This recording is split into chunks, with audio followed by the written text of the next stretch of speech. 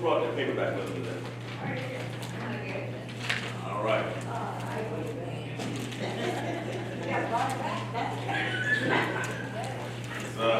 Now, who did their reading? Huh? Well, we're gonna do it anyway. I was trying to get everybody a head start. Everybody said, hey, right again. We can zoom through it, but since we didn't all do it, we'll go back and do some comments on it along the way. Who was not here last week? I wasn't here, but someone helped me out with the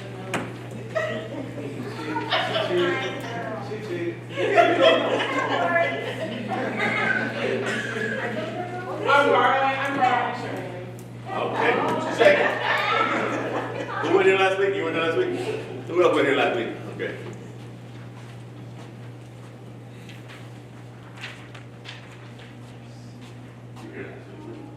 All right, we're good. Just make it look back to me, fill in the blank, just in case. All right. Now, let me get myself organized with my notes.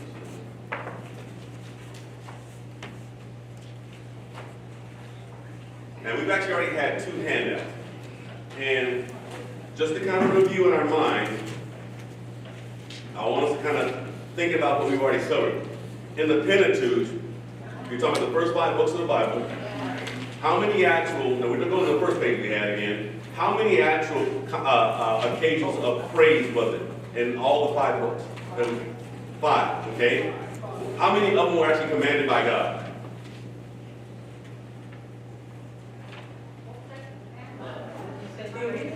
Was commanded by God. You remember, so anybody remember the occasions that they were? Make yourself some notes on this one.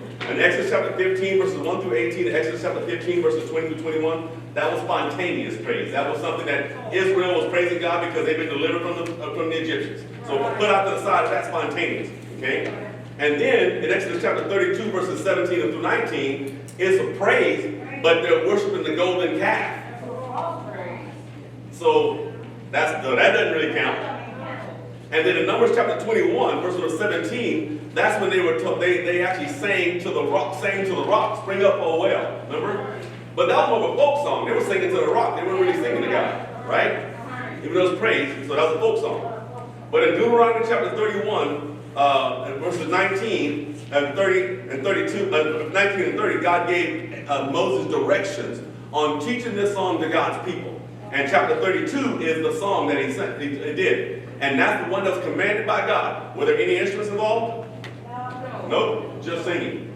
So of the first 5 books of the Bible, the only one you actually have commanded by God was the one that was actually had no instrumental music to it at all. Now I'm not trying to prove any point just yet. I'm paying attention here, that's all. And also we recognize in Exodus, the first 2 we see in Exodus chapter 15 with the children of Israel being free from Egyptian bondage and being crossing the Red Sea and stuff like that, and the army of Pharaoh being drowned in the Red Sea. They spontaneously praised God. It wasn't something God commanded, but it was just like, let's thank God and praising God. And what we saw the men saying, and then the women responded to what the men said, repeating after the men. And what were they doing? What were they playing? The timbrels, exactly. Okay? So that's what you have. So that's the instruments that you see there. That's on that. All right? I will say make yourself notes as you go so you can remember these things. So on this one, the first 5 books, we only have one occasion where it was actually praise that was commanded by God and it had no instruments to it. Okay? Now, so now we actually have the handout that I gave us for last week. All righty? So, what I have is the music from Joshua, the music from Judges, music from Ruth from 1 Samuel. Okay? And what we're going to do is that my wife asked why I didn't have the little lines across the blanks. That all that is just the area where the name is like next to Joshua. You're not going to put it next to Joshua. You're going to put something next to the actual verses. Right. So in Joshua chapter 6, verses 4 through 20, okay? Let's all get ourselves there just so we can actually understand what's actually happening here. In Joshua chapter 6. Now we got to do a whole lot of reading this time. And so who's going to volunteer to read 16 verses? All right, go ahead.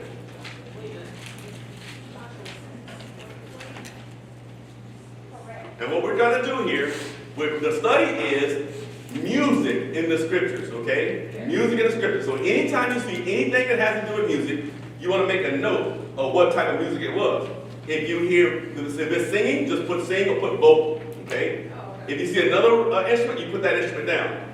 If once you recognize what the occasion is, what was going on when this all happened, under that you're going to write that under the event. What was going on? That way you know what was going on, the event, and then what type of music did we see? You understand what we're looking for here? Yeah. So pay attention as we're reading along. 1 Samuel chapter 6, verses 4 through 20. Go ahead. And 7 priests shall bear before the ark 7 trumpets of ram's horns, and the 7th day shall compass the city 7 times, and the priests shall blow with trumpets.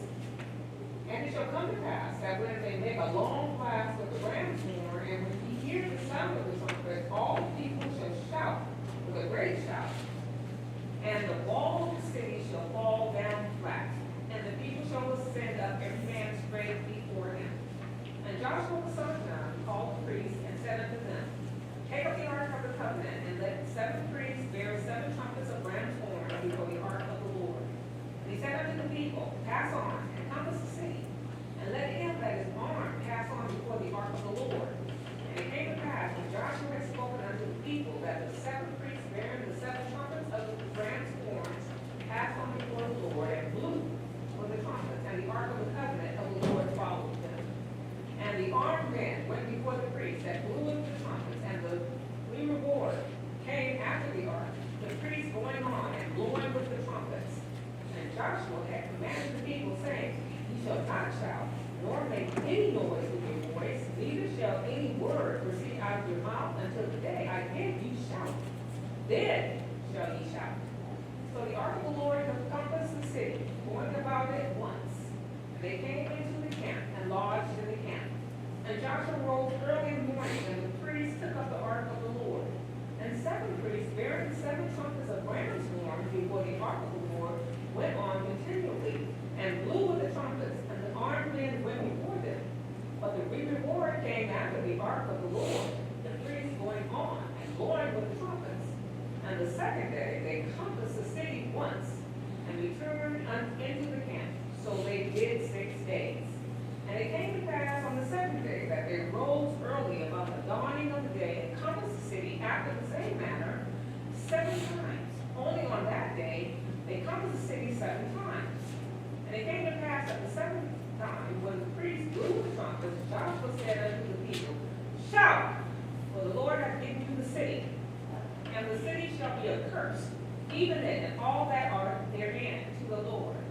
Only Rahab the harlot shall live, she and all that are with her in the house, because she hid the messengers that we sent. And ye, in any wise, keep yourselves from the accursed thing, lest ye make yourselves accursed. When ye take up the accursed thing and make the camp of Israel a curse, and trouble it. But all the silver and gold and vessels of brass and iron are consecrated unto the Lord. They shall come into the treasury of the Lord. So the people shouted when the priests blew with the trumpets. And it came to pass, when the people heard the sound of the trumpet, and the people shouted with a great shout, that the wall fell down flat. So that the people went up into the city, every man straight before him, and they took the city. So, what was the event? What was happening here? The fall of Jericho. Wall of Jericho, Wall of Jericho, okay? So what instrument did we see? Okay, now was it a musical instrument, or what was the instrument, what was the trumpet used for? It was a ram's horn. It was a ram's horn. It wasn't a metal one, okay? It was a ram's horn, because there was a lot of people that actually had horns, right? And so here's the question though, what was the trumpet used for? A signal, that's right. I'm trying to tell us, every time you see trumpet in the Bible, it's a signal. It's not a musical instrument. I know a lot of people always go, you know what, the trumpet's in the Bible. Not that trumpet you're playing today is not in the Bible. See, I want to make sure we understand. That's why we take the time to read all of these. Now, a little backstory on this one, just so we get this. So, from this point forward, for this study tonight, we're going to be talking about what we call music in the scriptures between Moses and David. Now, we're going to end up at David. But between Moses and David, there's a period that you're going to see that the music is based off a lot to do with what we saw even in the Pentateuch, But you're going to also see that things change a little bit. And then after that, we're going to talk about the music of David the Innovator, okay? But right now, we're talking about the music between Moses and David. And so the first thing we see is about Joshua. Now, Joshua was a warrior. I don't think he was a person very much concerned about the Tel Aviv Philharmonic. You know, he was not looking to go to concerts and stuff like, I'm just making a joke of this. Because this man was a warrior, right? And so, consequently, in the book of Joshua, you don't actually have any musical things at all. Because he was focused on getting God's people and leading God's people to the promised land. He wasn't spending no time on entertainment and things like that. So what you have to understand is that in this particular story, they were besieging the city. This is one of those unique situations, one of those stories that I wanted you to read it, because once you remember the story, we all heard the story before. But many times we didn't pay close attention to what was actually being said now. And now you're focusing on the actual instrument, the trumpet, and what the trumpet was used for. And so it was used in subduing Jericho. And what you have to understand is that God gave Israel some very interesting instructions. I'm sorry, he gave Joshua and the leadership very interesting instructions, because it's one of those things that would not make any sense. Like, what you're going to do is you're going to circle the city, you're going to blow the trumpets, and the wall's going to fall down, and you're going to be able to go in. Like, okay, how's that work? But I wanted you to remember the story, just so you know. So the next one we have is coming from the book of Judges. And we're going to go to Judges chapter 5. Now, we don't have to read all of it, but I want us to, you should go back and read verses 1 through 30. But you're going to get the gist of what's actually happening here just by reading the first few verses, okay? And so what I want you to do is I want you to pay attention of the very first verse that we read, and then pay attention to what's happening for like the next 5 or 6 verses after that. So in Judges chapter 5, so see to read verses 1 through 6. Then sang Deborah and Barak, the son of Abinoam, on the day, saying, Praise ye the Lord for the avenging of Israel, when the people willingly offer themselves. Hear, O ye kings, give ear, O ye princes. I, even I, will sing unto the Lord. I will sing praises to the Lord God of Israel.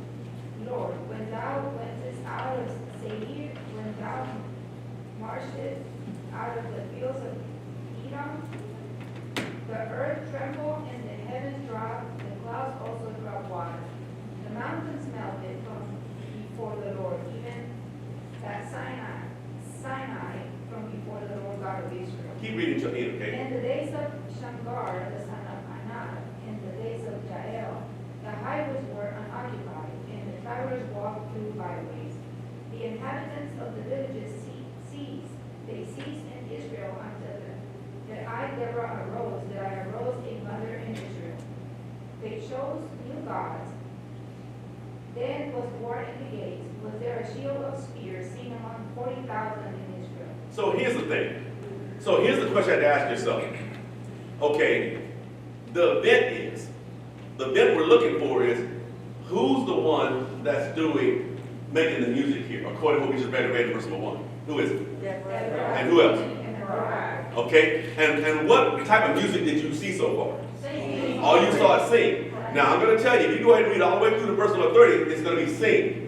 But the occasion was Deborah and Barak, what they're singing about, they're singing this song. Just like you saw God commanding Moses to teach Israel that song, Deborah's singing this song, recounting the history of Israel up until that point. All the things that they had been doing wrong, all the things that God had done good for them and everything. So it's a song to recount the actual, everything that God had actually done, of the actual movements of Israel. Now here's the thing we actually see here. We actually see what I was talking about this past week, what I gave us an answer to last week. What we saw that the medium of music here was sing. But what you see in verse number 1, you see, then sang Deborah and Barak the song of Abinoam on the day saying, okay, praise ye the Lord for the avenging of Israel, when the people willingly offered themselves. Now watch this, it says, hear, O kings, give ear, O ye princes, I will sing unto the Lord. I will sing praise unto the Lord of Israel. Now it's interesting when you see that, because when you actually look at the word when that says that then sang Deborah and Barak, and you see that I will sing, you also, that word sing was that word we saw, sheer, which means just sing. That's all it means. But you also saw in verse number 3, which said, I will sing praise unto the Lord. What word was that? You remember? It's on the board over there. Zamar. Now, the way you know the context of how they sang praise to the Lord, Zamar does not mean that they did use instruments, but it does not exclude using instruments. But when they said sing, when they said we sang, and I will sing praise unto the Lord, and I will sing this song unto the Lord, that lets you know that the instrument that they used was their voice. Okay, so that's the context of it. So what I want you to do, if you look at the bottom of your page, all at the bottom, you see the little asterisk right there at the bottom. It says an asterisk indicates religious, but not necessarily worship. So anything that you see as religious, I want you to put an asterisk by that particular verse, just so you help you remember, okay? You understand what we're doing? Yeah. So you saw that they used on that particular occasion, they used their voices, right? Or vocal. And that one you put an asterisk by, because they were singing praise to God. You follow me? Yeah. And that's going to help you remember later on, okay? All right. So here we see acapella. You don't have, there was no singing. They shouted. There was no singing. Oh, no, I'm sorry. Yeah, they did sing. I'm sorry. I'm thinking of the one in Jericho. Never mind. Yeah, they sang. They sang. And the word seer, the word sheer, the first one you said, I will sing, that means sheer, okay? But then when you said, I will sing praise, that means zamar. That's the word zamar that you see in the scriptures. But zamar does not necessarily mean it does not have musical instruments, because you'll see zamar, and sometimes you'll see a musical instrument there also, which means that they were singing with the musical instrument when it's listed. But if you say, I will sing praises, or the word zamar, and all you see is sing there, then unless you know the instrument that they were using, that they're talking about, was their voice. They're praising God with their voice. That's what it means. You see what I'm saying? It's the context of it.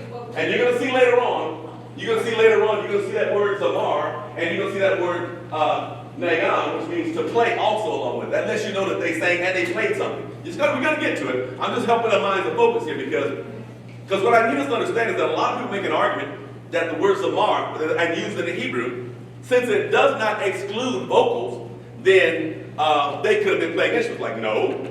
It only means that they use instruments when the context or someone shows that what the zamar word was actually used for. Were they singing praises with their voice? It said they sang. But if they sang praise to God with the psaltery, that lets you know that they were singing and they were playing the psaltery. You see my point? That's the whole point. So in this particular case, it was just vocal. That's all you see there. You go all the way through 30, you see nothing else except vocal. Okay? That's all. I just want to make sure you understand. You write down what you see. Okay? Next, we're going to get to Judges chapter 7. Okay?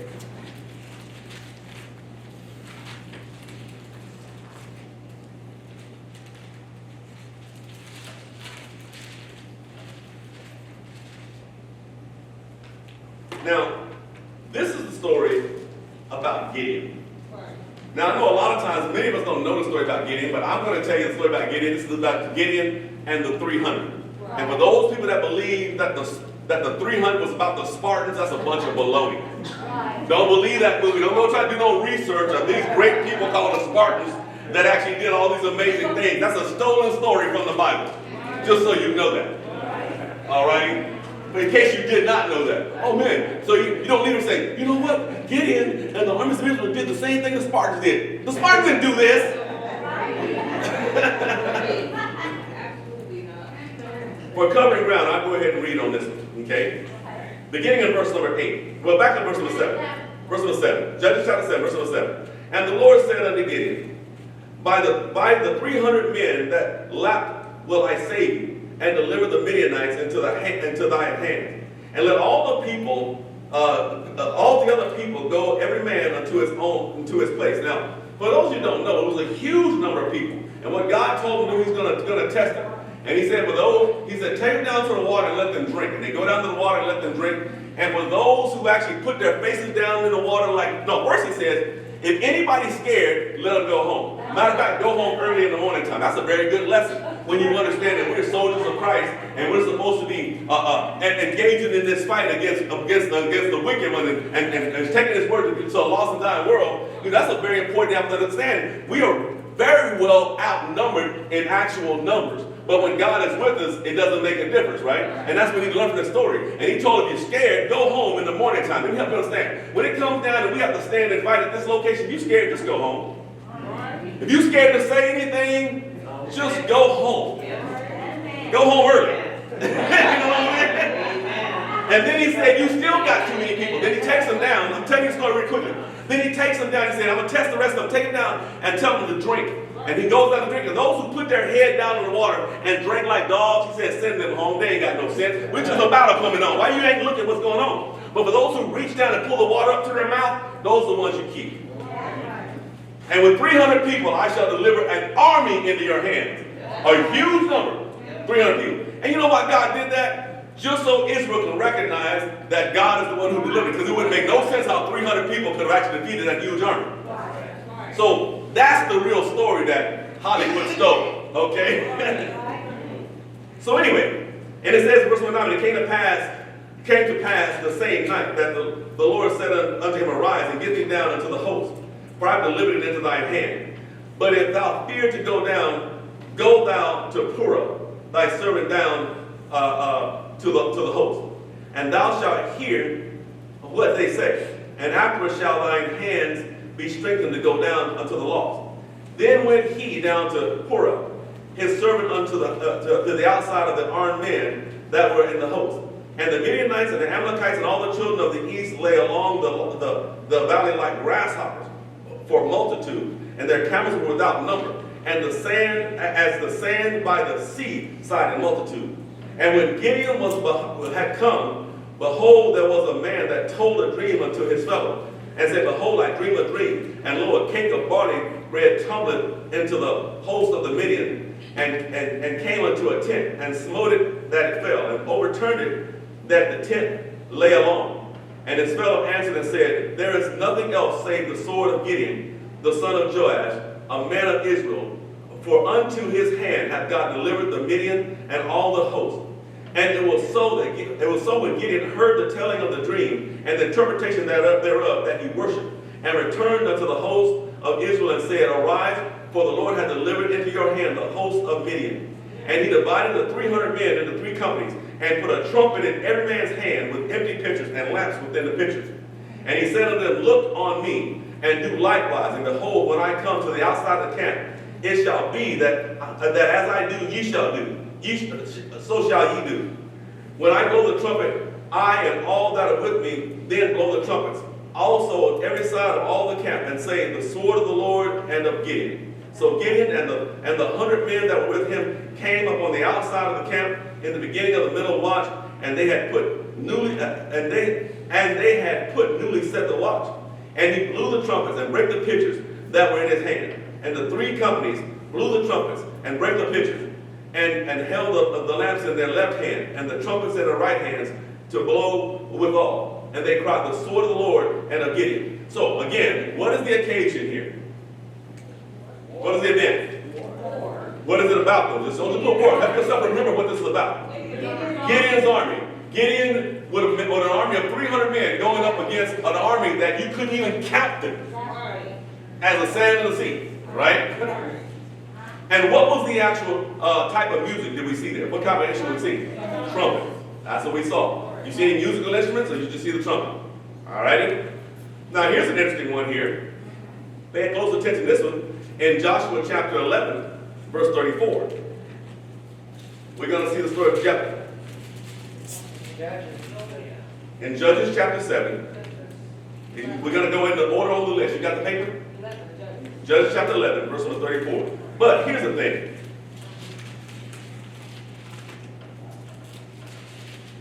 We got to make sure we get this part so it makes sense.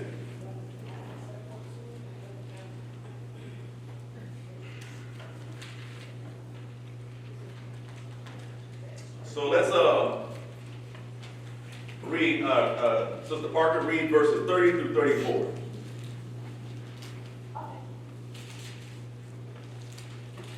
Wait, you know what? And you know what?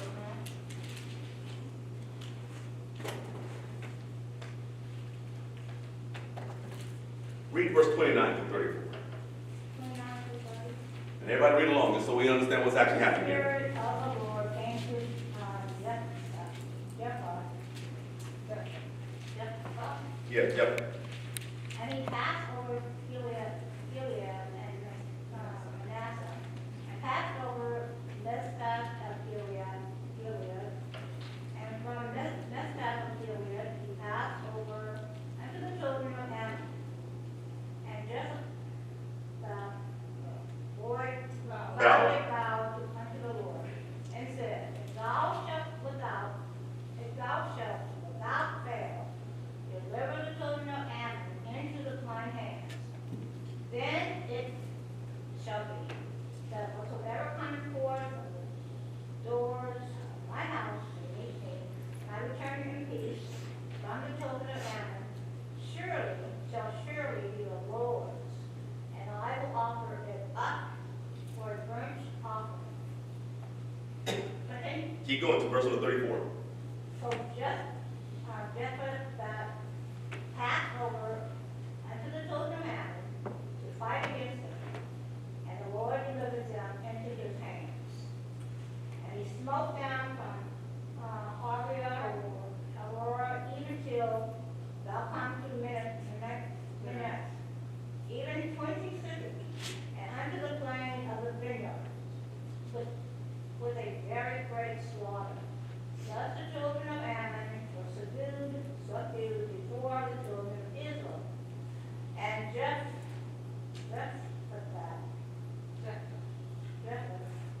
came from Mizpah unto his house, and behold, his daughter came out to meet him with timbrels, and with dances, and she was his only child. Besides her, he had neither son nor daughter. So you understand the position he's put in now. So here he made this promise to God. Yeah. That whoever or whatever comes and meets me when I come back, do you give me this win in this battle? When I come back home, if anything or anybody comes out to meet me and greet me when I get home, I will make that a sacrifice unto you. He gets home and his only daughter comes out. That's right. His only daughter comes out, and what did the Bible say she was doing? Dancing and playing the timbrels. Okay? And so now he's got this position that he's in. And when you go on and read, he's actually bummed out. And God said, Father, do exactly what you said that your promise that you made to God. Do what you have to do, but give me 2 months. I will go into the mountains. I will bewail my virginity. That's what it means, meaning because you have to understand it's the only child. I'm going to die. That means I'm not going to be able to pass bewail means to cry about it, to mourn over the fact that I'm not going to be able to ever get married. I'm never going to be able to have children. I'm not going to be able to continue your bloodline. Let me bewail my virginity. Because he realized, because her father had made this vow before the Lord, he told what's going to happen. So she's toast now. He's going to put her to death. Now, he didn't put her to death because she wasn't a very good instrument player or singer or dancer. He put her to death because he made a vow to God. So here's the point. So what was the occasion? What was the event here? Jephthah's daughter, right? And what type of music did you see? The timbrels. Now, I want to stop here for 1 second and make a point here. You see, when you actually look at timbrels here, what you're going to notice is that you're going to see the timbrel is mainly an instrument that's played by women. You're only going to see one occasion later on in 1 Samuel chapter 10 where you actually have men playing the tabrets or the timbrels. But usually it's a woman's instrument because we saw that Jephthah's daughter played it. You're going to also see that the women, females that after David played it, we also recognize that Aaron's sister played it, right? And you see that it's like a woman's instrument. You don't see men playing this instrument very often. And so you need to make sure we just kind of put that. And just so you know, this has no apparent significance at all. It's just an observation that this is an instrument that was played by women, usually. All right? Now, let's go to the book of Ruth. The book of Ruth is very interesting. For those who have read the book of Ruth is like a lot of people don't even realize I mean, if somebody actually made like a soap opera of the Book of Ruth, or like an opera of the Book of Ruth, you know, it would play a very good story for those who had the chance to read this story before. Because I can only imagine the story of Ruth on Broadway and everything, and Ruth would be the soprano, and you know, and then you'd also have Boaz be played by a baritone, and you have Naomi being that alto voice. But interesting enough, there's not a single reference to any instruments or any music at all in the Book of Ruth. All right, so there's none to look at. So now we're going to get to the one I was talking about here, okay? Which is in the book of 1 Samuel. Okay, in the book of 1 Samuel, there are 9 verses concerning music. And these passages describe 4 different stories, 4 different events. And the first we're going to see is a group of prophets that Saul met near Gilead in 1 Samuel chapter 10. And the second event we're going to see is the trumpet blast in 1 Samuel chapter 13, verse number 3. And the third is David actually playing a harp to soothe King Saul. And the fourth is going to be a victory parade. And I'm giving you the footnotes before we go back and read it. There's going to be this victory parade where the women are singing a patriotical song about Saul and about David. Okay? But the first we're going to look at 1 Samuel chapter 10. And in 1 Samuel chapter 10, you see this story play out beginning in verse number 5. Okay? And I want you to pay attention to what's actually happening here. Okay? 1 Samuel chapter 10, hand read verse number 5. Are you pointing? Okay, Tashawn, read verse number 5. Sure. After that, thou shalt come to the hill of God, where is the garrison of the Philistines. And it shall come to pass, when thou art come thither to the city, that thou shalt meet a company of prophets, coming down from the high place with a psaltery and a tabret and a pipe and a harp before them, and they shall prophesy. Now it's interesting here. This is another one of those weird occasions where you actually see these prophets. Now what you have to understand, here it is, you're talking about Saul, the first king of Israel, okay? And he was going to be given 3 signs. He was given 3 signs given to Saul, and one of the signs is that he would meet a group of roving prophets. And then when he meets with them, he himself is going to prophesy. And this is predicted in verse number 5. And you have to understand, and if you go back and you look now, Tashawn, read verse number 10 now of the same. And when they came thither to the hill, behold, a company of prophets met him, and the Spirit of God came upon him, and he prophesied among them. So God told him that, you know, when he comes up on the hill there, that he's going to see these roving prophets, and they're going to have this group of musicians playing before them. And when they come, you're going to prophesy. And verse number 10 is the fulfillment of that. Saul actually prophesied himself. Okay? And one of the things we actually see here is that he told them that when you see them, and there's going to be a garrison of, they're come up on a hill, and there's going to be a garrison of Philistines. And then as soon as you get there, you're going to meet this group of prophets coming down from the hill, from the high place. That's the place they went up there to. The high places are where a sacrifice was made. It's usually up on the hill. When you see the high places, they're sacrificing that. It doesn't always mean they made sacrifices to God, because sometimes they're making sacrifices to idols. So the high places. So these prophets are coming down from the high places, right? From the place of sacrifice, and you actually have this group of prophets coming down with these with music. And we saw the tabret, right? We saw the pipe, and we saw the psaltery, right? And the harp. And they were prophesying, okay? Now, when you think about this, a lot of times if I ever ask you this question, would that be a religious event? If they're prophesying, would it be a religious event? Yeah, that'd be a religious event. Okay? But here's the thing we have to think about here, okay? So the event is the roving prophets. I want you to write roving prophets, the traveling prophets, if you please, right? They were just coming down the hill. They didn't tell you what they were saying. You don't know what they're saying. They didn't say they were saying anything. They said they were roving prophets, and they had the instruments they were playing, and as they prophesied. You don't know what they prophesied because they didn't tell you what they prophesied, right? But we do know that Saul, God told Saul he was going to prophesy, and Saul did prophesy according to verse number 10. But here's the point, okay? What type of musical instrument did we see? Write that down in your blank there. What do you see? Psaltery, tabret, what else? pipe, and harp. So you actually have stringed instruments, would have been the psaltery, would have been the harp. You have a wind instrument, which would have been the pipe, you know, and you have the tabret, which would have been a percussion instrument, the little castanet kind of thing. That's the only event you ever see men that actually had the castanets, okay? That's the only event. You don't see it anywhere else. It's always women otherwise. So here's the thing. When you actually look at this, if I ask you, is that a religious event? You'd probably say yes. But here's the question you have to ask yourself, okay? Would that be considered worship, though? No. Why not? It's not worship, but I want to know if you know why it's not worship. It ain't about the instruments. It wasn't ordained by God. It's not the main one ordained by God. See, because we actually had worship that wasn't ordained by God by spontaneous worship. It doesn't mean it wasn't worship. Yeah.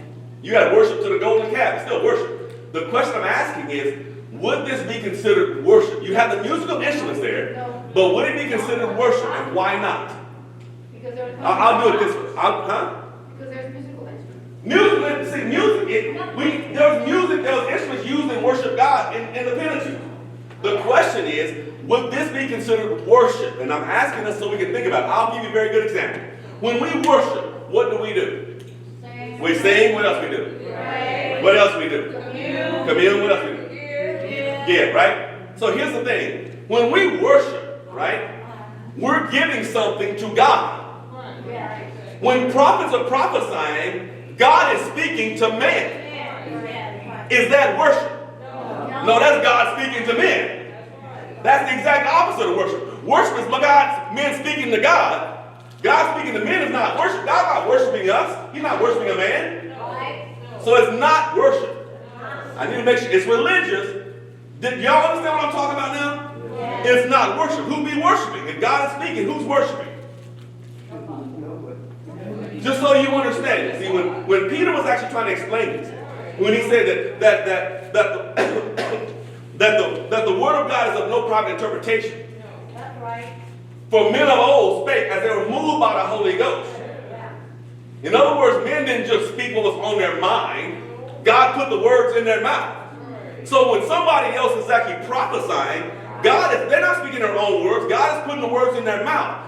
Even if they had musical instruments playing, it didn't tell you what they're saying, but they were prophesying, and Saul prophesied, meaning speaking the words of God. So it's not worship. It's prophecy. God prophesying. God speaking to men. So it's religious occasion, but now, does anybody want to contest that? Do we got to go further into that? But that's not worship. See, let me give you an example. If I'm actually if I'm ready to read the Word of God, and I'm just telling you what God says, your worship would be to listen to what God is saying. But if somebody's prophesying, that is not worship. You see the difference?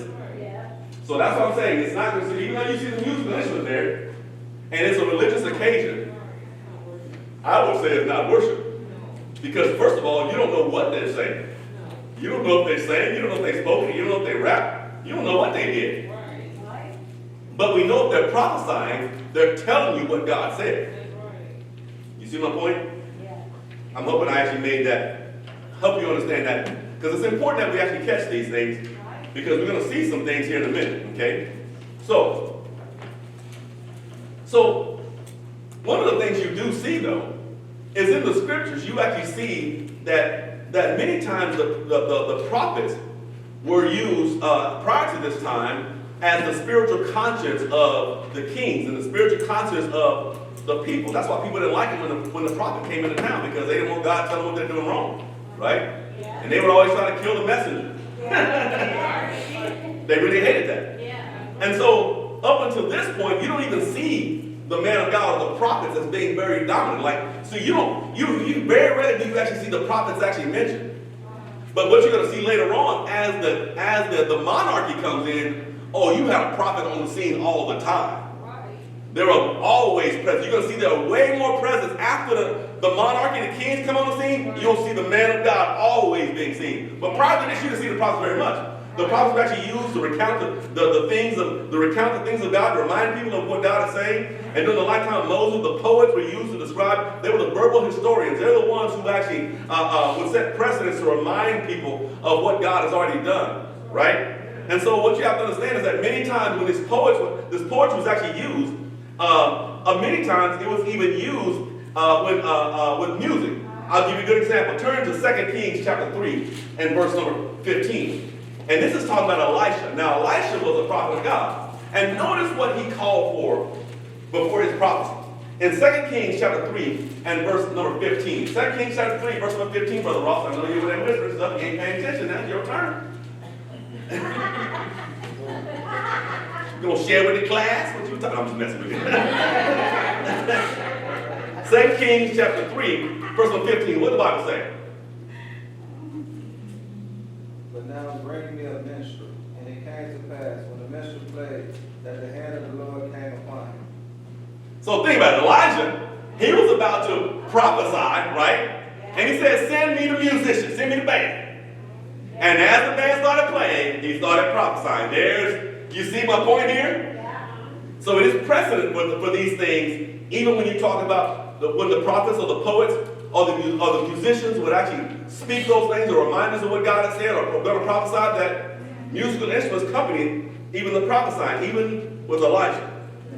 So during the life of Samuel, the religious scene in Israel was kind of confusing at the time, because Shiloh seemed to be the religious center, and indeed the tabernacle contained the Ark of the Covenant. It was located for a while, but what happened? The Ark was captured by the Philistines, and the Ark was no longer there. And so you have to understand, in Israel, they had worship going on all kind of different places. They were doing all kind of things in different locations, really without seeming to have any instruction at all, because there was so much confusion going on at that time.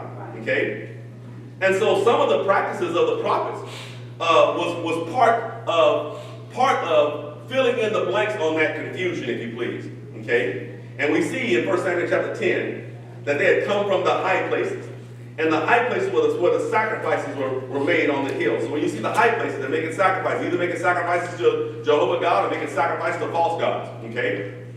And so even though many of these times it was unofficial worship, meaning there was no tabernacle that they were offering these sacrifices, they were offering them in high places that God really didn't. Sometimes God said something about it, sometimes they were just shooting from the hip and doing things for God. The point is that there was a whole lot of freelance worshiping going on in Israel at this time that God said nothing about. And this is why I'm having you mark these things down as you go. When I asked, I said before, in the Pentateuch, which one was commanded by God? There's only one that was commanded by God. And when that one commanded by God was what? And just them singing. That was it. Well, we also see in our next up until this point, you actually have Deborah and Barak doing the same thing that Moses did, recounting Israel's history in song.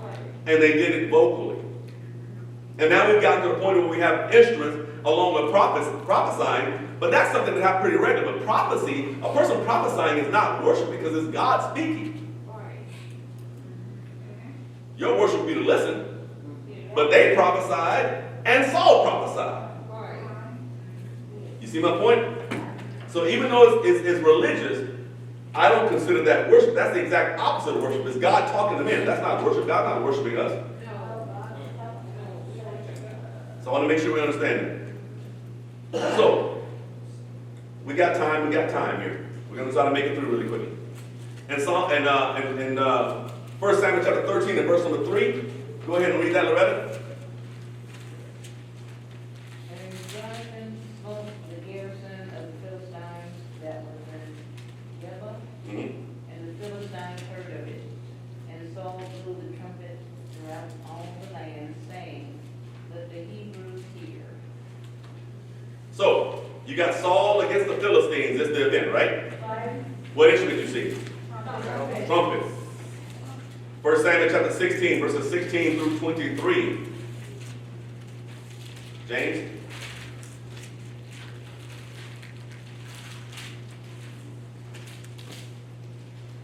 We can make it in 5 minutes. Go ahead. Let our Lord command thy servants, which are before thee, to seek out a man who is a cunning player on an harp. And it shall come to pass, when the evil spirit from God is upon thee, that he shall play with his hand, and thou shalt be well. And Saul said unto his servant, Provide me now a man that can play well, and bring him to me.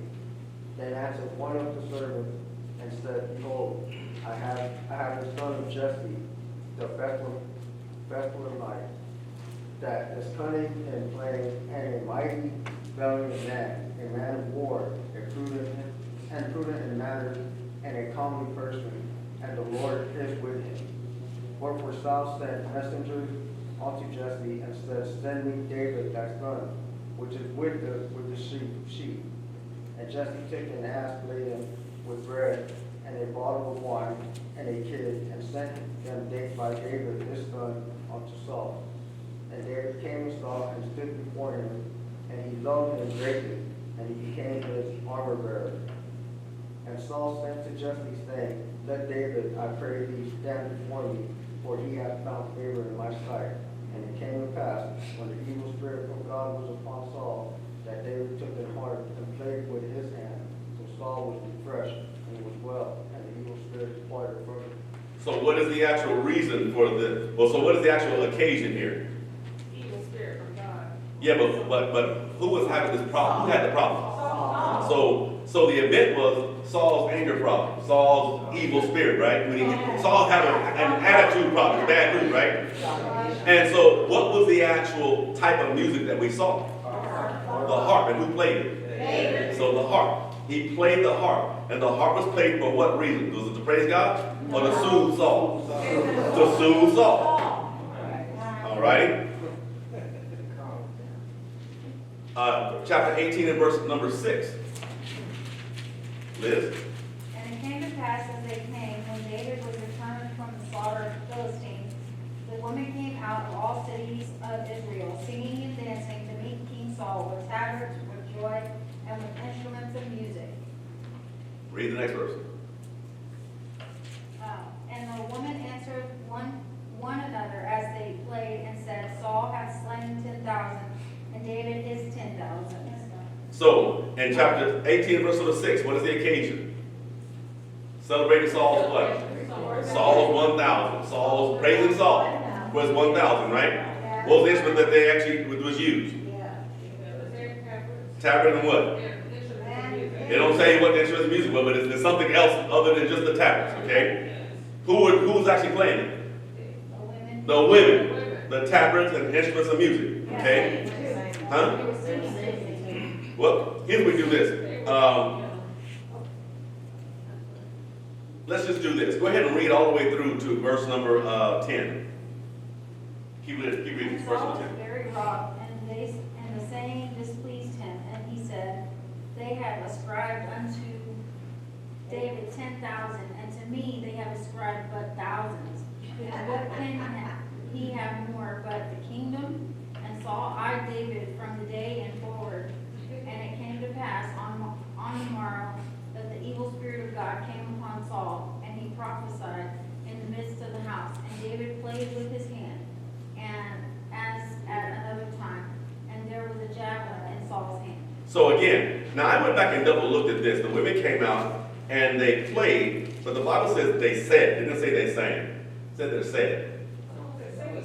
Come on. Singing and dancing. Oh, never mind. I did miss that. So you're singing, so music is singing, and no, not the dance, that's not the music. Singing, and then you had the tabret and the musical instrument. And in verse number 10, what was the occasion? Saul's evil spirit, right? And what was, and who played? The harp. And the point was to soothe Saul again, right? Chapter 19 and verse number 9. I'm running up. Angie. And the evil spirit from the Lord was upon Saul, as he sat in his house with his javelin in his hand, and David played with his hand. Saul had a problem, didn't he? What's the occasion? Saul mad again. What happened? David played. What did he play? The harp to soothe Saul. That's the occasion. Okay? Chapter 21 and verse number 11. We actually see again this revisiting again in chapter 21 and verse number 11. What does it say, Sarah? And the servants of Achish said unto him, Is not this David, the king of the land? Did they not sing one to another of him in dances, saying, Saul hath slain his thousands, and David his 10,000s? Okay? So what we actually have here, we actually see, what is the occasion? Saul's 1,000, David's 10,000s, right? Yeah. And then what instruments do we actually see there? Singing or what? You saw singing on that one, right? Yeah. But we also, they're recounting something that actually happened back in chapter 18 and verse number 6. So what do we know that they had back then? Who did the singing that day? The women did. And what did they do? They played tabrets and musical instruments. So it's implied because this is actually recounting the exact same event. Okay. Yeah. Okay? Now here's the point. Up until this point, we're all the way through 1 Samuel now. Now from Joshua to 1 Samuel, how many events do we actually have that are religious events? 2. How many of them are praise? One. And what instrument was used? The voice of The vocal. So here's the point. Up until this point, one of the things I was trying to help us understand is that in the scriptures, when people are trying to justify instrumental music today, one of the arguments is the Old Testament is full of all kinds of musical instruments. Up until this point, have we seen all kinds of musical instruments used to worship God? We have a couple of occasions, but it's not all kinds of musical instruments as much as you thought. There's musical instruments that we saw here that had nothing to do with worshiping God so far. So I need to make sure we understand why I'm helping us to look at these things. I'm not trying to prove scriptural music. I'm not trying to prove that. All I'm trying to do is help us to see every time and make notes to ourselves every time instrumental music, musical instruments are used in the scriptures or singing is used, and you're going to start seeing a pattern. And just for those who understand what I'm talking about, admit, do you see anything different that you've never noticed before? Have you noticed patterns that if you weren't paying attention, you wouldn't have caught it? Because you already have 5 books of the Pentateuch. You're all the way up to 1 Samuel now. And if you actually look at the times that praise was given to God, you only actually have a couple of occasions, and it wasn't something God commanded, it was something spontaneous. Yeah. The time that it was commanded by God, they just sang. Deborah and Barak did the exact same thing that Moses did. Saying to the people so they could remember the history. And there was no instruments. Now it's important that we actually catch it because there's certain instruments that'll make sense. You're going to see later on that there is going to be times that praise is given to God and musical instruments were played. But what you have to understand is that they didn't actually have microphones like we have today. So you'll see that there are certain types of instruments that get used along with vocal because you can't have one person singing and somebody banging on some cymbals and playing the harps and playing the castanets and everything like that. How are you going to hear a person singing? So you'll see that there are certain times when you have people that are actually singing, then you understand that there's going to be certain instruments missing. Guess what's missing when they're singing? Anything you got to blow in.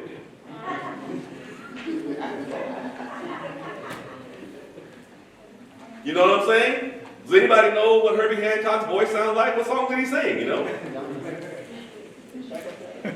Chuck Mangione, what does his voice sound like singing? Nobody knows because they're blowing on the instruments. You don't know. So I just want to kind of pay attention to those things. So really quickly, we've covered this far. Let me see something here. I'm not sure it's going to work. Does anybody want to hand out for next week?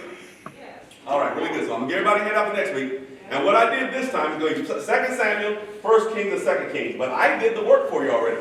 All you got to go is go look. So on this one in 2 Samuel, you will see all the verses that have anything to do with the trumpet are those. Just make sure that it has just trumpet there. You're going to see they're all singing. You're going to have one that's musical instrument is going to be for the ark. You're going to have another talking about Barzillai, poor hearing, and then you can see a song of David. Okay, that's actually 51 verses. Okay, and so what I'm doing is I'm showing you the types of instruments and everything. What you're going to do is put an asterisk next to it if it's religious, or make notes about what the occasion is. But I'm giving you the answers on this one. You don't even have to figure it out. I'm telling you what instruments are there. That way you can look at these verses. So on the way out, Everybody grab yourself one of these so we don't have to take time passing it out and everything. Just put it on the back thing back there, on the back table. Take it on the way out. So,